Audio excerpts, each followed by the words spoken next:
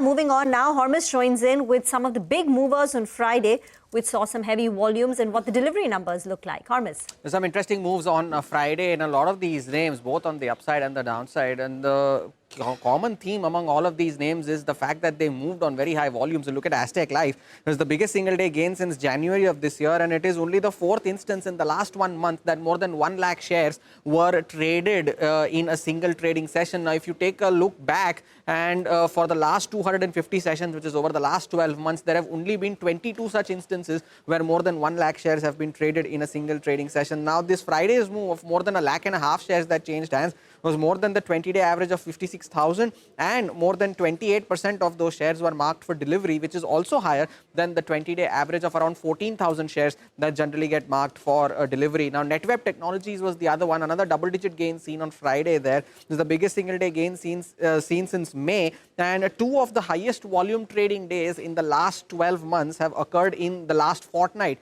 for Netweb Technologies. Now, last on Friday, we saw almost 70 lakh shares change hands, and that was more than the 20-day average of just 12 lakh, and almost 10% or almost 7 lakh shares were marked for delivery on a Friday, and that was also higher than the 20-day average of just around about 2 lakh shares. Now, DCX Systems, are a lot of these smaller defense names that were in focus on Friday. DCX Systems was one such mover, and the Friday's gain was the highest since on volumes that were the highest since July of last year, and we saw the volumes that were traded on Friday were equal to the last 33 sessions put together. So almost 2 crore shares changed hands on Friday. There's a 20-day average of almost 5 lakh, and almost 10% or close to 20 lakh shares were marked for delivery compared to a 20-day average of just 1.9 lakh.